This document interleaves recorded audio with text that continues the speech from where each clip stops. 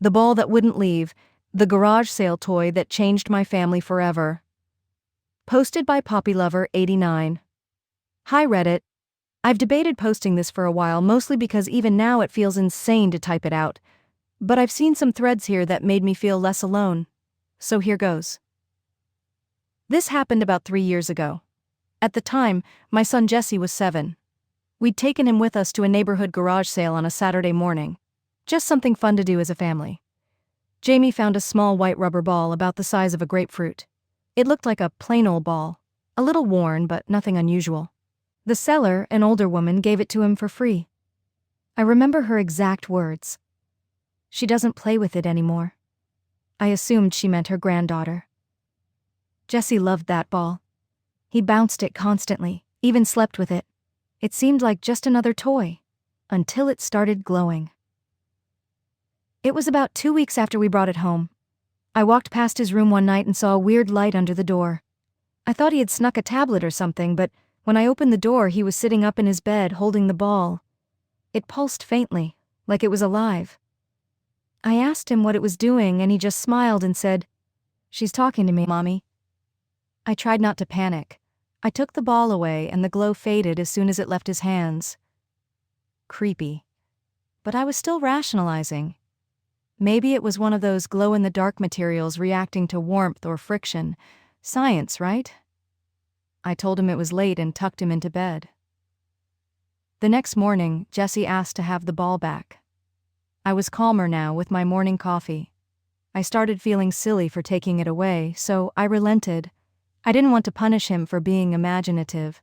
I wanted his creativity to grow. He scampered off and played with it all day.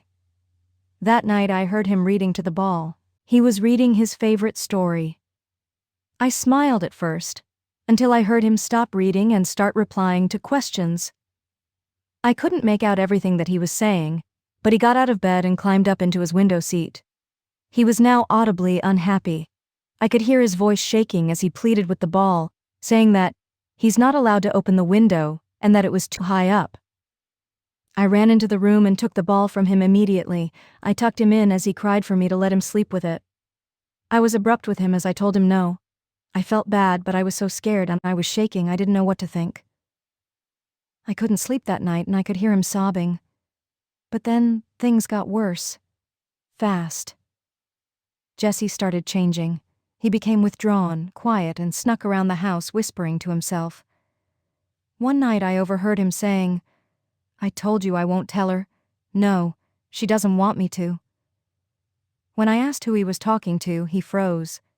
Then he said in a voice that didn't sound like him at all, "The little girl. The one who had the ball before me." That was the last straw.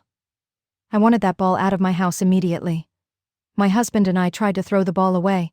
We chucked it in the outside garbage can. That night it was back in Jesse's room, sitting perfectly still in the middle of his bed. We tried again, put it in a sealed trash bag and drove it to a dumpster a few blocks away. Same result. It came back. We never saw it move. It would just be there again, like it never left. The house had changed. Lights flickered, cold spots, whispering in empty rooms, doors opening on their own. I caught glimpses of something small darting past open doorways. Jesse stopped sleeping. He wouldn't talk. He just whimpered for the ball. He wanted it back. After too many failed attempts, we finally did what we should have done to begin with. We burned it. My husband threw it in the fireplace late one night after Jesse fell asleep. As the flames engulfed the ball, it screamed.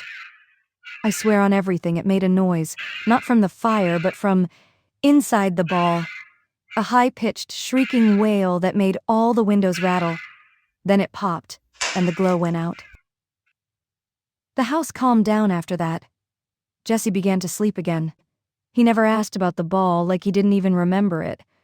But he wasn't quite the same. His once outgoing and curious nature was subdued. We moved 2 months later. It was just too weird to stay there. He's been in therapy ever since. He's better, though he still avoids talking about that period of time. The only thing he ever said, quietly during a session once, was, "She was sad I let them burn it." I don't know who she was. I don't want to know. I'm still trying to get over my paranoia. I never before believed in ghosts, so I really don't know what to make of what happened. I cannot chalk this up to anything rational. I cannot explain what happened to my son in that house with that ball. But one thing's for certain, we will never, ever buy a used toy again. And I will always listen to my gut from here on out. Help, my 6-year-old daughter is scaring me. Posted by Truck Surfer 17. I've been here on Reddit for years. I love reading and commenting on posts.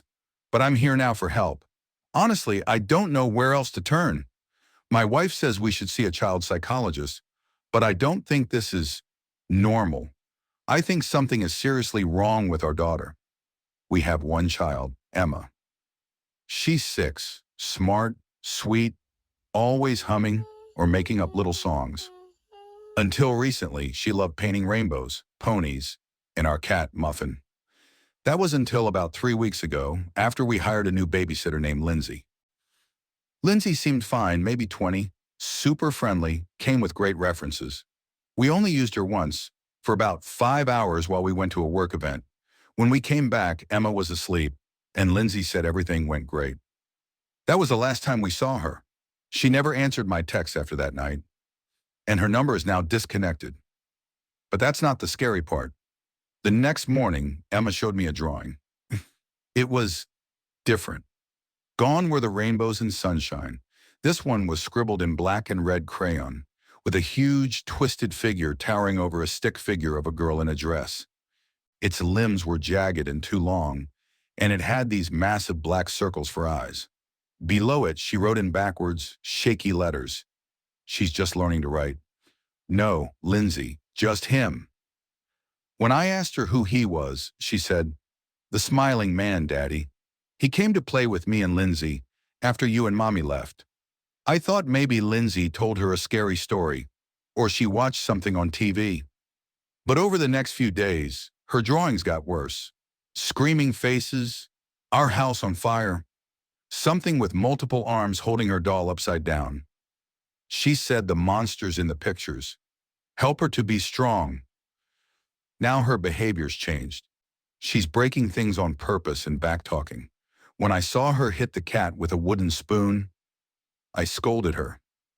She just stood there and stared at me with a smile that didn't look like her. It was flat, cold. It gave me goosebumps.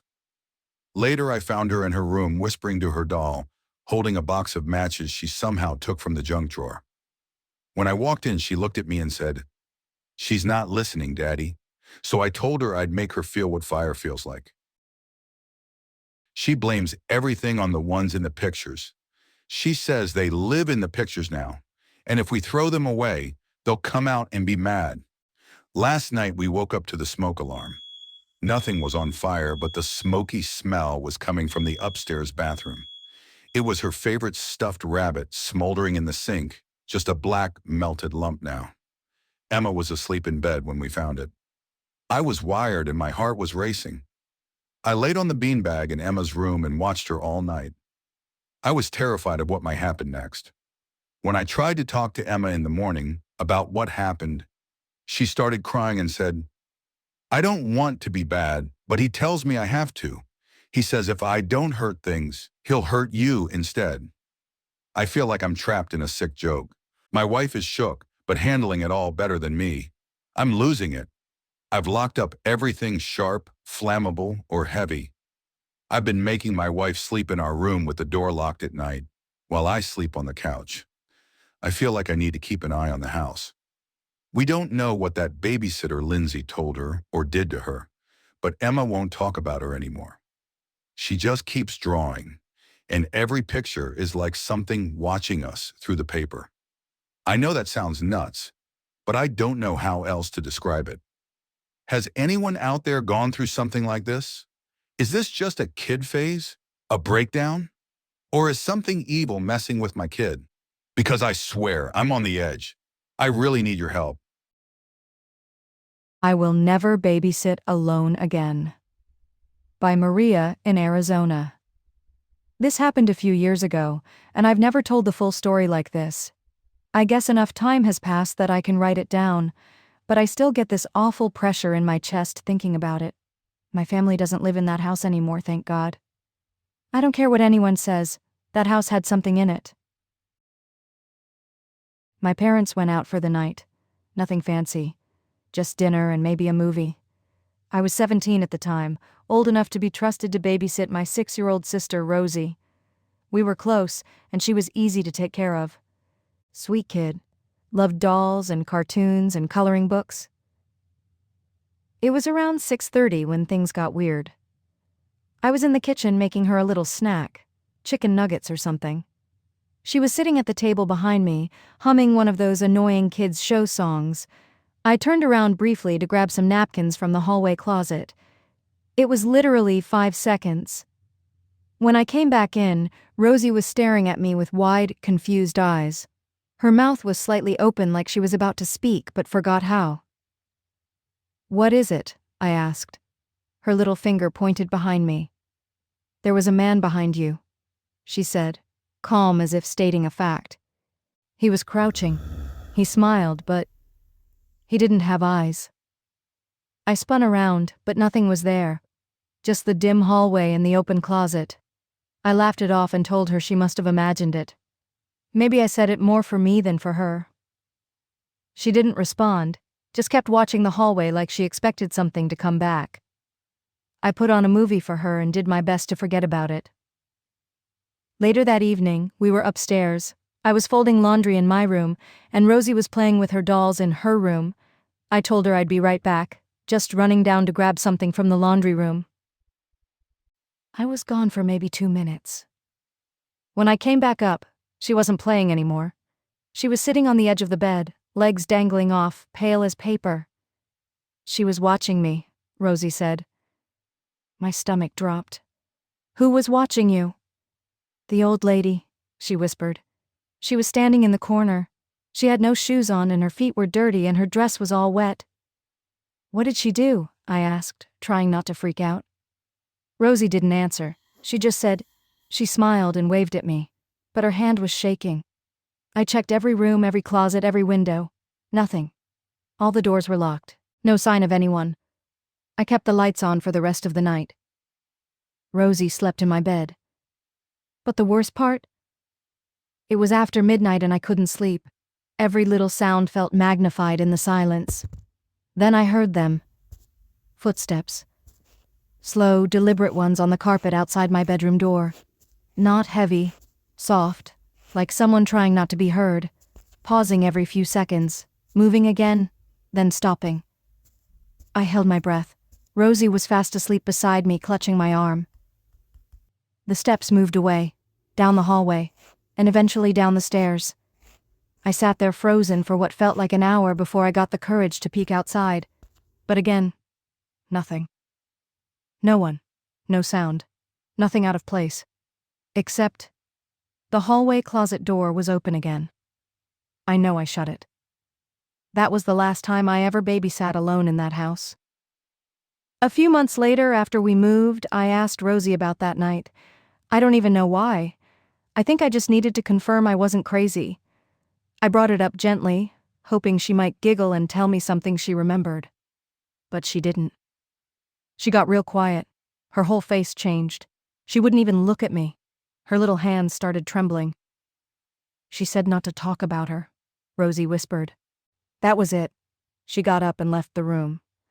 I've never brought it up again. Not to her. Not to anyone in my family. Until now. I still don't know what the hell was in that house with us that night.